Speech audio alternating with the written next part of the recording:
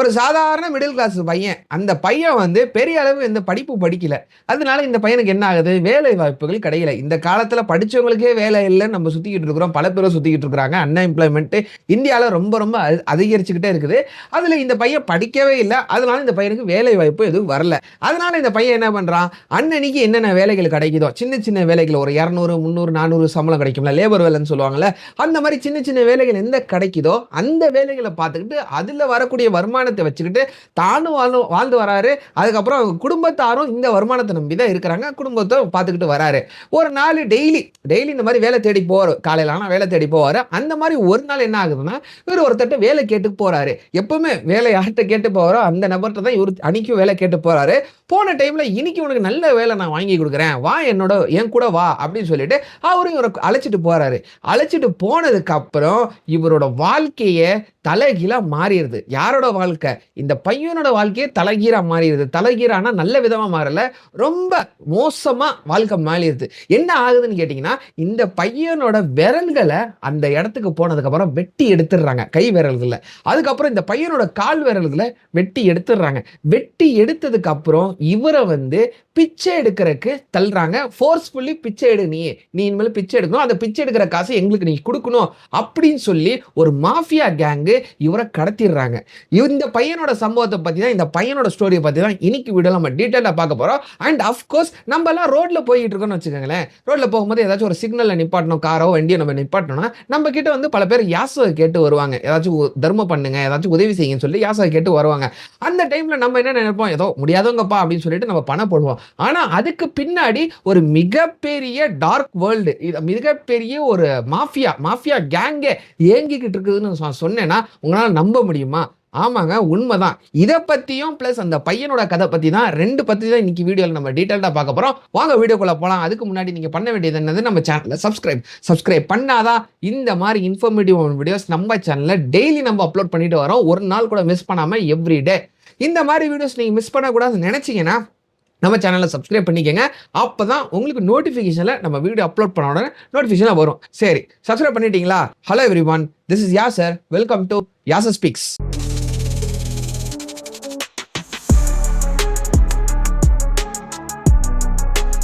கரெக்டா ஒரு 3 வருஷத்துக்கு முன்னாடி 2022 தான் இந்த சம்பவம் நடக்குது. இந்தியாவில் உள்ள கான்பூர் அப்படின்னு சொல்லப்படக்கூடிய ஒரு இடத்துல தான் சுரேஷ் மாஞ்சி அப்படின்னு சொல்லப்படக்கூடிய ஒரு நபர் இருந்துட்டு வராரு. அந்த நபருக்கு தான் இந்த ஒரு மோசமான சம்பவம் நடந்துருது. இந்த சுரேஷ் மாஞ்சி வந்து நான் சொன்ன மாதிரி டெய்லி ஒரு வேலை தேடி போறவர். டெய்லி அன்னன்னைக்கு என்னென்ன வேலை கிடைக்குதோ அந்த வேலையை செஞ்சுக்கிட்டு அதில் வாழ்ந்து வர மனுஷன். இவர் வந்து அதே மாதிரி ஒருத்தர்கிட்ட வேலை தேடி போறாரு. ஒரு நாள் டெய்லி யார்கிட்ட கேட்டு வேலை கேட்டு போறாரோ அதே மாதிரி அன்னைக்கு வேலை கேட்டு போறாரு. அந்த வேலை வாங்கி கொடுக்குறேன், வேலை கொடுக்குறேன் வா அப்படின்னு சொல்லி கூப்பிடுற நபரோட பேர் வந்து விஜய். இவர் தான் இவரை கூட்டிட்டு உனக்கு ஒரு நல்ல வேலை இன்னைக்கு வாங்கி கொடுக்குறேன். எத்தனை நாள் தான் இந்த மாதிரி ஒரு மோசமான ஒரு லோக்கலான வேலை செஞ்சுக்கிட்டே இருப்ப, ஒரு 200 300க்கு வேலை செஞ்சுக்கிட்டே இருப்ப, லேபர் வேலை செஞ்சுக்கிட்டே இருப்ப, ஒரு நல்ல வேலை உனக்கு பர்மனண்டான வேலை வாங்கி கொடுக்குறேன் வா அப்படின்னு சொல்லி இவரை வந்து பிரெயின் வாஷ் பண்ணி கூட்டிட்டு போறாரு. இவரும் நம்மளுக்கு வேலை போட்டு கொடுக்குறவர் தான், ஓனர் தானே, சரி நல்லதுதான் செய்வார் அப்படின்னு சொல்லி நம்பி இவர் கூட போறாரு. அந்த டைம்ல என்ன ஆகுதுன்னா, இவரோட கண்ணை வந்து கட்டிடுறாரு. ஒரு இடத்துக்கு போனதுக்கு அப்புறம் இவர் கண்ணை வந்து பிளாக் துணியால கட்டிடுறாரு. கட்டினதுக்கு அப்புறம் என்ன பண்றாரு? வா என் கூட வா அப்படின்னு சொல்றாரு. அப்பயே ஒரு டவுட் ஆகி கேட்கறாரு, எதுக்கு நான் இந்த மாதிரிலாம் பண்றீங்க கேட்டதுக்கு, வா நான் சொல்றது மாதிரி செய்ய, நீ உன்னோட வாழ்க்கை செட் ஆகும், லைஃப் செட்டில் பண்ணிடுறேன், பர்மனண்டான வேலை வாங்கி கொடுத்தோன்னு சொல்லிட்டு திருப்பி பிரெயின் வாஷ் பண்ணி கூட்டிட்டு போறாரு. கூட்டிட்டு போனதுக்கு அப்புறம் இவரோட பின்னாடியில இருந்து அந்த சுரேஷ் மாஞ்சி அந்த நபரோட பின்னாடியில இருந்து யாரோ ஒருத்தவங்க ஊசியால குத்திடுறாங்க. குத்துனதுக்கு அப்புறம் இவர் மயக்கமாயிடுறாரு. மயக்கமானதுக்கு அப்புறம் மயக்கத்துல இருந்து எந்திரிச்சு தெளிஞ்சு பாக்குறாரு. பாக்குறதுக்கு ஒரு கண்ணு இல்லைங்க. அந்த ஊசி குத்துனதுக்கு அப்புறம் இவரோட பார்வை வந்து பறி போயிருது. அதுக்கப்புறம் என்ன ஆகுதுன்னா, இவரோட கையா இருக்கட்டும் காலா இருக்கட்டும் சரியான வலி. உடம்புலையும் கை காலு விரல் அந்த இடத்துலலாம் சரியான வலி. என்னடா இந்த மாதிரி வலிக்குதே, நம்மளால விரல் கூட அசைக்க முடியலையேன்னு சொல்லிட்டு இவர் வந்து அந்த இடது கையில இருந்து தொட்டு பார்க்கறாரு. வலது கையை தொட்டு பார்க்கறாரு. என்னடா ஆகுதுன்னு சொல்லிட்டு தொட்டு பார்க்கறாரு. தொட்டு பார்த்தா அவர்கிட்ட விரல் இல்லை. கால்லையும் அதே மாதிரி வலிக்குதே அப்படின்னு சொல்லிட்டு காலை தொட்டு பார்க்கறாரு. அந்த மாதிரி தொட்டு பார்த்தா அவரோட கால் விரல்கள் இல்லை, இவருக்கு பார்வையும் இல்லை. இந்த மாதிரி வலியை அனுபவிச்சிருக்கிற டைம்ல ஒருத்தவங்க வந்து அந்த இடத்துல இருக்கக்கூடிய ஒரு நபர் வந்து சொல்றாரு, நாங்க வந்து உங்கள கிட்னாப் பண்ணிட்டேன். இனிமேலு நாங்க சொல்ற மாரி தான் கேட்கணும். நீ எங்களோட அடிமை. நீ இனிமேல் திரும்பி உங்க வீட்டுக்கெல்லாம் போக முடியாது. அவ்வளோதான் அப்படின்னு சொல்றாங்க. அதுக்கப்புறம் என்ன சொல்றாங்கன்னா, நீ உயிர் வாழணும்னா நீ நாங்க சொல்ற மாரி கேட்கணும். இல்லாட்டி நாங்க வந்து உங்கள கொலை பண்ணிருவோம். அப்படின்னு சொல்லிட்டு அந்த கேங் ஆளுங்க இவர மிரட்டுறாங்க. இவரும் என்னதான் பண்றதுன்னு தெரியாம, என்ன வழின்னே புரியாம இவரு இருக்கிறாரு.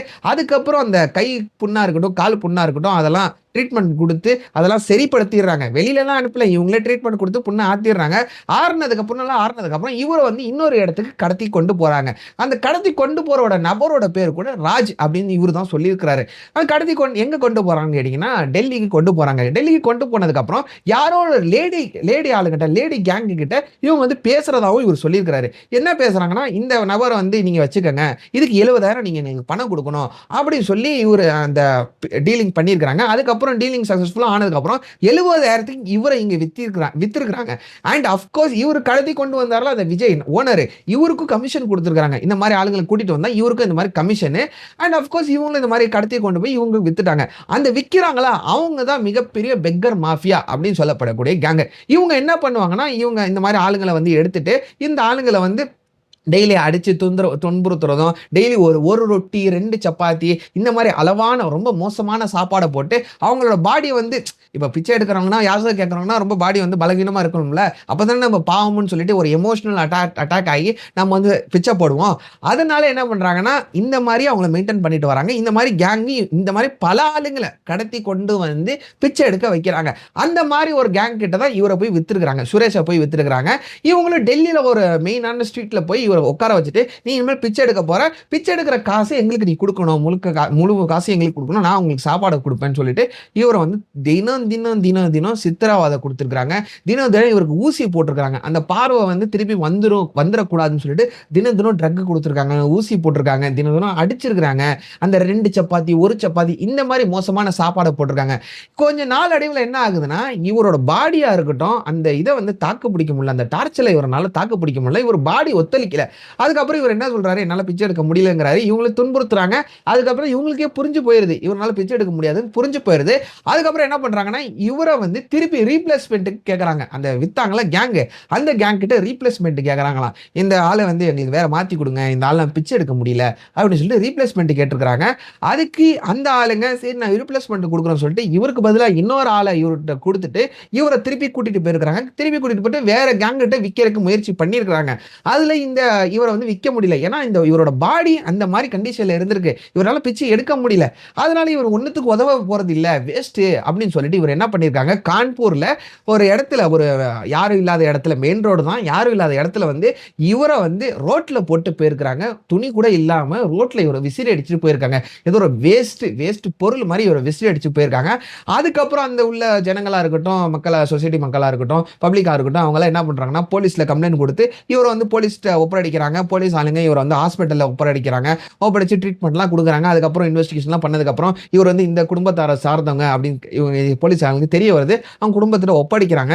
குடும்பத்திட்ட ஒப்படைச்சதுக்கு அப்புறம் அவங்க குடும்பத்து ஆளுங்க இவர வந்து ரெகக்னைஸா பண்ண முடியல. இவர் தான் என் மகன்னு அவங்க அம்மாவுக்கு தெரியல. இவர் தான் எங்க அண்ணன்னு அவங்களோட தங்கச்சிக்கு தெரியல. இந்த மாரி அவரோட தோற்றம் மாறி இருக்குது. நான் வீடியோ மேல உங்களுக்கு போடுறேன். அவரோட போட்டோ போடுறேன் பாருங்க. அந்த மாரி அவரோட தோற்றம் மாறி இருக்குது. அதுக்கப்புறம் தான் இவர் வந்து மீடியால இந்த மாரி சொல்றாரு. போலீஸ் ஆளுங்க இன்வெஸ்டிகேஷன் பண்ணதுக்கு அப்புறம் எனக்கு இந்த மாரி நடந்துச்சு, கொடுமை நடந்துச்சு அப்படின்னு இந்த கேங்க பத்தி இவரு சொல்றாரு. இது வந்து ஃபர்ஸ்ட் கிடையாதுங்க. இந்த மாரி பல விஷயம் பல இடத்துல நடந்திருக்குது. இது வந்து நார்த்ல நடந்த ஒரு சம்பவம். இந்த மாரி சம்பவம் நார்த்ல மட்டும் தான் நடக்குதான்னு கேட்டீங்கன்னா, அதுதான் கிடையாது. இது இந்தியா முழுசும் நடந்துகிட்டு தான் இருக்குது. ஏன்னா இத வந்து ஆப்பரேட் பண்றது ஒரு மிகப்பெரிய நெட்வொர்க். பெக்கர் மாஃபியா அப்படின்னு சொல்லப்படக்கூடிய ஒரு மிகப்பெரிய நெட்வொர்க். இவங்க தான் ஒரு ஊருக்கு ஒரு டீம் லீடரு, ஒரு ஊருக்கு ஒரு லீடரு அந்த மாரி சொல்லப்படக்கூடிய ஒரு ஆளை நியமிச்சு வச்சிருப்பாங்களாம். இந்த மாரி மெயின்டைன் பண்ணிட்டு, இந்த மாரி மேனேஜ் பண்ணிட்டு, இந்த மாரி ஆளுங்களை கடத்திக்கிட்டு அவங்கள வந்து பிச்சை எடுக்கிற வாலண்டியரா ஃபோர்ஸ்ஃபுல்லா பிச்சை எடுக்க வச்சுக்கிட்டு இந்த மாரி நெட்வொர்க் மேனேஜ் பண்ணிட்டு வராங்க. இந்த நெட்வொர்க்கு கிட்டத்தட்ட இந்த நெட்வொர்க்கோட நெட்வொர்த் வந்து கிட்டத்தட்ட ஒரு 1.5 லட்சம் கோடி இருக்குதுன்னு பல ரிப்போர்ட்டும் சொல்லுது.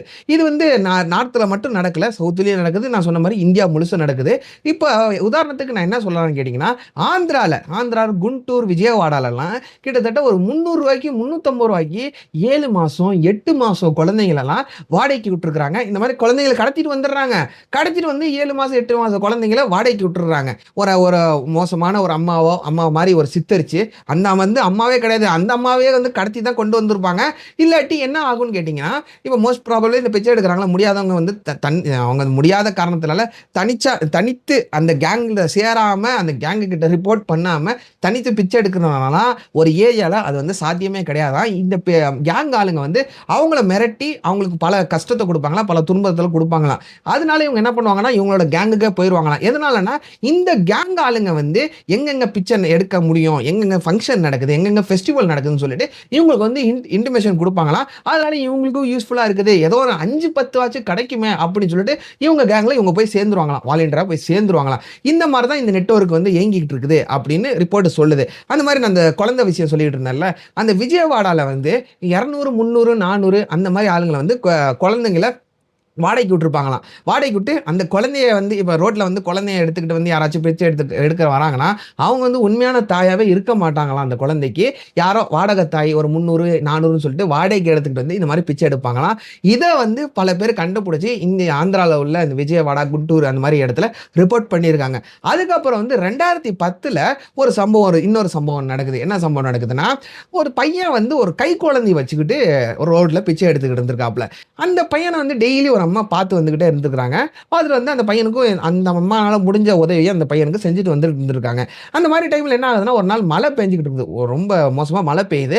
அந்த டைம்ல அந்த பையனை கூட்டிட்டு போய் ஓரமா நிப்பாட்டிட்டு சாப்பாடுலாம் வாங்கி கொடுத்துட்டு, எதுக்குடா இந்த மாதிரி பிச்சை எடுக்கிற, ஏதாச்சும் வேலைக்காச்சும் போலாம்ல, கை குழந்தை வச்சிருக்கிற, யார் உன் தங்காச்சியா அப்படி சொல்லிட்டு பல விஷயம் கேட்கறாங்க. அதுக்கு அந்த பையன் என்ன சொல்றான்னா, இது வந்து என்னோட தங்கச்சிலாம் கிடையாது, இது வந்து ஒரு எமோஷனல் அட்டாக், எமோஷனலா கன்வெர்ட் பண்றக்காண்டி தான். இந்த மாதிரி பாப்பா கையில வச்சிருந்தா தானே நீங்க பிச்சை போடுவீங்க, அதனால தான் இந்த பாப்பா வந்து நான் ஒரு ரூ. 80 வாடகைக்கு எடுத்துட்டு வந்திருக்கிறேன். டெய்லி ஒரு அம்மாட்ட ரூ. 80 குடுத்துருவேன். அந்த அம்மாவும் அந்த அம்மாவோட குழந்தை இது. அந்த அம்மா எனக்கு வாடகைக்கு குடுத்துருவாங்க இந்த குழந்தைய அப்படின்னு சொல்லி அந்த பையன் சொல்லியிருக்கிறான். அண்ட் முக்கியமான விஷயம் என்னன்னா, அந்த குழந்தைய வச்சு தான் அவங்க அம்மாவே ஃபர்ஸ்ட் பிச்சை எடுத்துக்கிட்டு இருக்காங்களாம். நூர்ஜஹான் அப்படின்னு சொல்றான் அந்த பையன். அந்த அம்மாவோட பையன் பேர் வந்து அந்த அம்மா தான் பிச்சை எடுத்துக்கிட்டு இருந்தாங்க. இப்போ வந்து அந்த அம்மா ஃபுட்பாத்ல ஏதோ கடை போட்டுட்டாங்க. இப்போ அந்த குழந்தை யூஸ் இல்ல, அதனால எனக்கு வாடகைக்கு விட்டுறாங்க. நான் ரூ. 80 அந்த அம்மாவுக்கு கொடுத்துருவேன். அதை வச்சு தான் நான் பிச்சை எடுத்துக்கிட்டு இருக்கேன் அப்படின்னு சொல்லி அந்த பையன் சொல்லியிருக்கிறான். இந்த பையன் வந்து தனியா கேங் இல்லாம தனியா இந்த மாதிரி வேலைகள் பண்ணிக்கிட்டு பிள்ளைகளை காட்டிக்கிட்டு பிச்சை எடுத்துட்டு இருக்கான். அதனால இந்தியாவில் ஒரு இந்த இண்டஸ்ட்ரியை, இந்த பிச்சை எடுக்கிறதா இருக்கட்டும், இந்த மாஃபியாவா இருக்கட்டும், இது வந்து கிட்டத்தட்ட 1.5 லட்சம் கோடி நெட்வொர்த் உள்ள இண்டஸ்ட்ரி அப்படின்னு இந்திய ஆளுங்க சொல்றாங்க.